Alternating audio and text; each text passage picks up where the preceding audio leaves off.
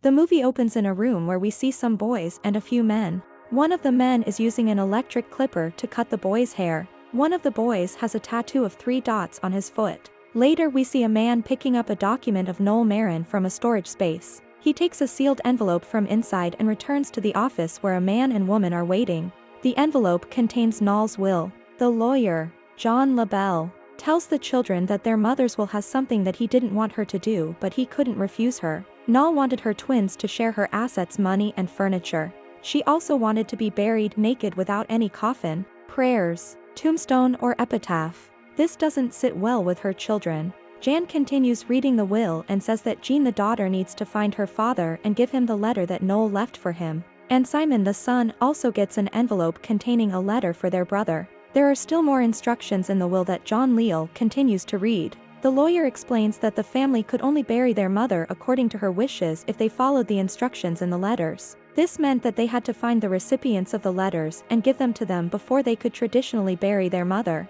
The family was confused and angry, but the lawyer told them that he couldn't change the instructions because they were in the mother's will. He gave them some documents and told them to think about everything before making any decisions. Outside, Simon promises Jeanne that he will talk to Leibel to find a way to give their mother a proper burial. Simon will take care of Jeanne, who feels guilty for not being there when their mother had an accident, even though she denies it when Simon asks. One day Jeanne is introduced to the class as the professor's assistant and takes over the lecture. After class, the professor tells Jeanne that she has the potential to become a real mathematician, because her instincts are always right. He advises her to find out the truth about her family's history or her spirit will never be at peace. Jeanne tells him about her father who died in the war, but the professor encourages her to start with something she knows and gives her the contact of a trustworthy old friend, who teaches at the university in Dares. Back at home, Jeanne finds a picture of her mother with an Arabic inscription written on it, and remembers a time when she saw her mother staring into space while Jeanne was swimming in the pool.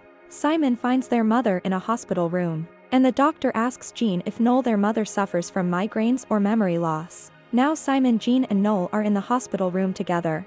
We follow Noel's story as she travels back in time to a rocky terrain where she meets a man named Wahab. They run together and encounter Noah's brother, Nicholas, who insults Wahab by telling him to go back to his country. As they try to escape, Nicholas points a gun at Wahab and kills him. As he is about to kill Noel, he is stopped by their other brother. Suddenly an older woman yells at them and brings Noel to her home. However, the older woman, Nael's grandmother, is angry when she finds out that Noel is pregnant, and sends her away to the city with her uncle. Noel gives birth to a baby boy who is given a tattoo on his foot before being taken to an orphanage. Noel promises to find him one day. Present day Jeanne arrives at Addis and she goes to the university to find a person named SED. But Said can't help her, so Jeanne goes to the university's office and asks about her mother to the receptionist. The receptionist tells her that she can't help as she wasn't even born when Jan's mother was at the university. But the receptionist directs Jeanne to someone who can identify the location of her mother as Kafir Rayat,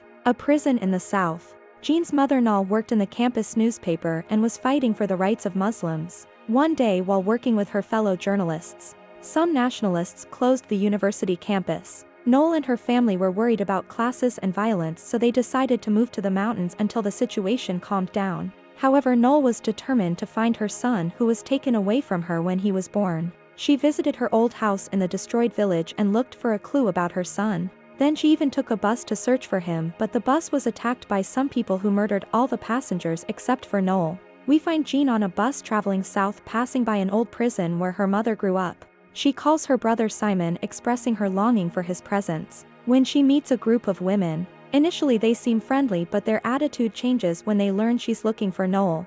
They speak in a language Jeanne doesn't understand, criticizing her mother and refusing to help. They make it clear she's not welcome and should leave. Meanwhile, Noel, in a war-torn city, after an explosion leaves her injured, she joins a militia and is tasked with assassinating a leader. She infiltrates his household as a French teacher for his son. Things seem to be going smoothly until she receives the order to kill him. She carries out the mission and kills the leader, but is arrested and tortured, enduring years of hardship in prison. Back in the present, Jeanne visits the now empty prison where her mother was held. She meets a former guard who remembers Noel as the singing prisoner who resisted their attempts to break her. He reveals that Noel eventually stopped singing after enduring horrific abuse from a torture specialist. Jeanne learns that her mother gave birth in prison and sets out to find her lost sibling.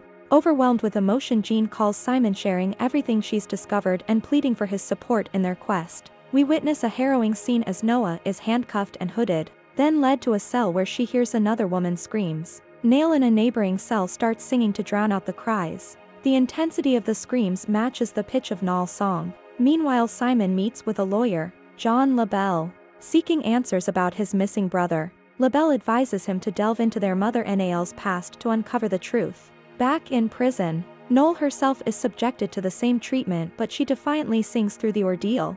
Later she is raped and left alone, singing despite the agony. As she realizes she's pregnant, she desperately tries to induce a miscarriage, but ends up restrained in her cell. When Knowles goes into labor, she's taken to a delivery room where a nurse, Miss Micah, helps her deliver twins. The nurse takes the twin babies out of prison, and later Noel is released from prison. In Dirish, Simon and Labelle meet with another lawyer, Madad, to aid in their search. Together with Jeanne, they track down Miss Micah, now a patient in a hospital. She tearfully confirms their relationship to Noel and reveals that she handed over the twins to their mother upon her release. This shocks Jeanne and Simon, who had believed their missing brother was born in prison, unaware that they were the ones born there. In a tense moment amidst the rubble of war, 4 children hurry, trying to evade danger. Their escape is interrupted when one of them is shot by none other than Nal's son, recognizable by distinct marks on his foot. Madad shares a lead with the twins, informing them that their brother Nihad was likely at an orphanage in Kafir Kut before it was destroyed in the conflict. Unfortunately, finding records beyond that point seems futile.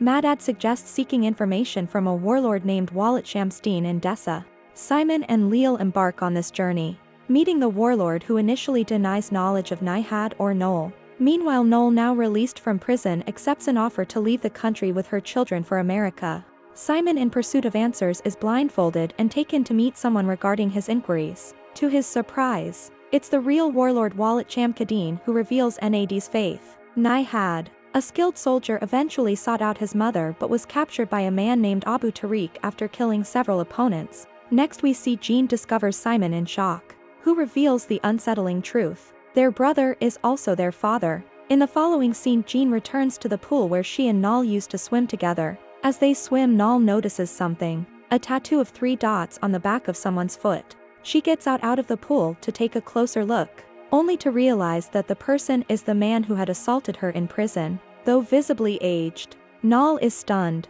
while the man, oblivious to her recognition, offers assistance. Nal silently walks past him, deeply affected. Later they receive information from the warlord that Nihad might be living in Canada under Nahad Harmony. Jeanne and Simon track down Nahad and deliver letters to him. Reading them, Nahad is overwhelmed with regret for his actions. In Labelle's office, they receive another letter from their mother, deeply emotional and bringing them both to tears. Eventually, Nahad stands before a new gravestone bearing Nal's name, reflecting on the impact of his past choices.